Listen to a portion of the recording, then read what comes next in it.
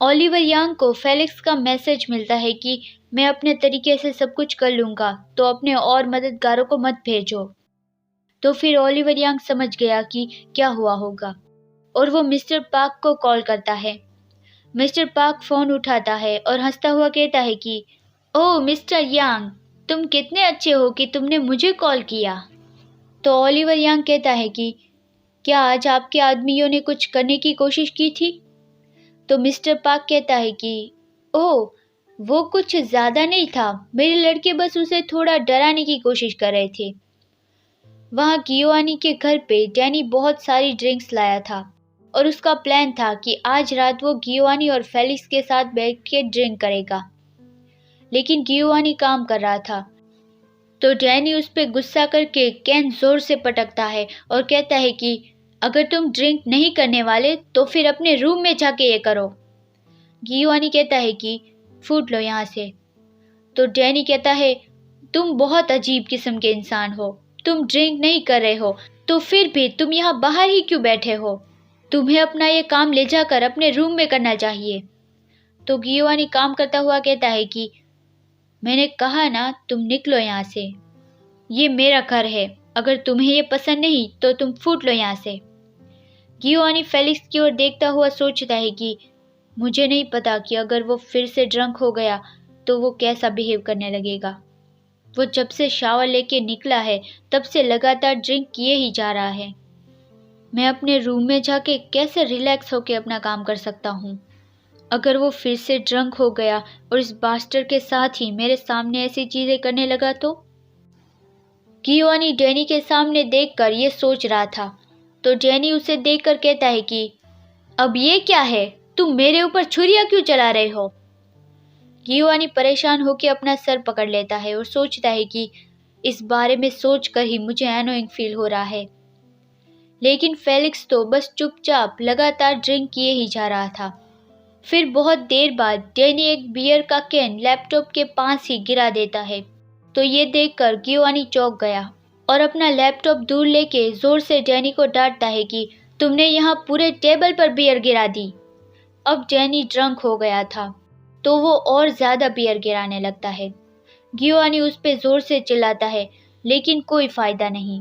वो परेशान होकर सोचता है कि ये पूरी तरह से ड्रंक हो गया है और वो अपना लैपटॉप सोफे के पास वाले टेबल पे रखता है और डैनी को निकल जाने के लिए कहता है कि अब बस बहुत हुआ। लेकिन डैनी नहीं मान रहा था, तो गियोवानी उसे घसीटते हुए ले जाता है। फिर जो बियर डैनी ने टेबल पे गिराई थी वो धीरे धीरे करके नीचे फ्लोर पे बह गई। फेलिक्स तो सोफे पर आराम से सो रहा था और गियोवानी का लैपटॉप उसके पास ही पड़ा था। लेकिन फेलिक्स को सपना आ रहा था कि उसने गियोवानी को बांध दिया है और वो उसे कहता है कि मैं तुम्हें यहाँ से जाने दूंगा अगर तुमने मुझे वो सारी इन्फॉर्मेशन दे दी जो तुमने अपने लैपटॉप में छुपाई है।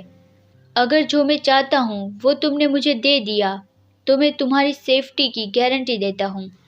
लेकिन गियोवानी कहता है कि रियली? तो ये सुनकर फेलिक्स सरप्राइज हो गया। गियोवानी मुस्कुरा के कहता है कि क्या यही सब है जो तुम्हें मुझसे चाहिए?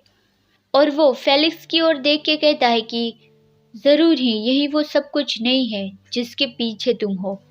अगर तुम श्योर नहीं हो तो मैं तुम्हें बता देता हूँ। और ये आखिरी लाइन बोलते हुए गियोवानी खुद को रस्सियों से छुड़वा लेता है और वो फेलिक्स के पास जाता हुआ कहता है कि तुम्हें सचमुच मुझसे क्या चाहिए? तुम अपने दिल की गहराई से मुझसे क्या चाहते हो? ये पूरी तरह से कुछ और है। और वो ये सब कहते हुए फेलिक्स के नज़दीक जाता है और फिर उसे किस करने लगता है। फिर फेलिक्स भी उसे किस करने लगता है और फिर कहता है कि मुझे और चाहिए, मुझे जो चाहिए वो है।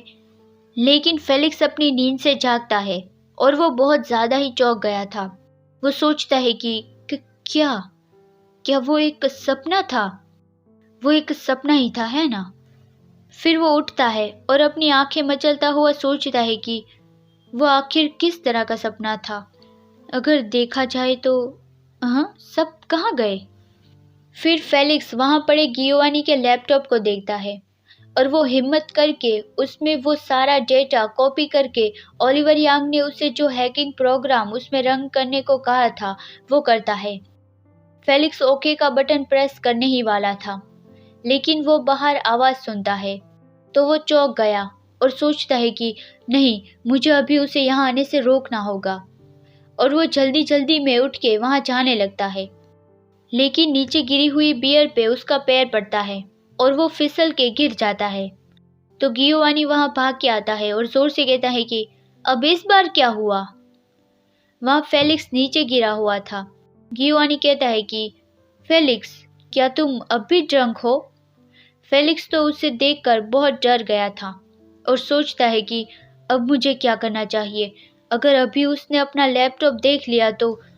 गियोवानी उसे हाथ दे के उठाता है और कहता है कि मैं यहाँ सब साफ कर दूंगा, तुम्हें अंदर रूम में जाके आराम करना चाहिए। लेकिन गियोवानी ये लाइन पूरी करे उससे पहले ही फेलिक्स उसे खींच के सोफे पे गिरा देता है और उसके ऊपर आ जाता है। गियोवानी को फिर से वो पिछली रात वाली बात याद आती है। फेलिक्स तुरंत ही उसे किस करने लगता है। गियोवानी फिर उसे कहता है कि क्या ये तुम्हारी हॉबी है कि जब तुम ड्रंक होते हो तो तुम लोगों पे कूद पड़ते हो? तुमने ये पिछली रात को भी किया था। तुम बहुत ज़्यादा कॉन्फिडेंट हो, नहीं? तो फेलिक्स उसके सामने देख के कहता है कि और क्या तुम्हें ये पसंद नहीं? तो गियोवानी कहता है कि ऐसा तो बिल्कुल नहीं। और वो ये कहते हुए फेलिक्स का फेस पकड़ के उसे अपनी ओर खींच लेता है और उसे किस करने लगता है।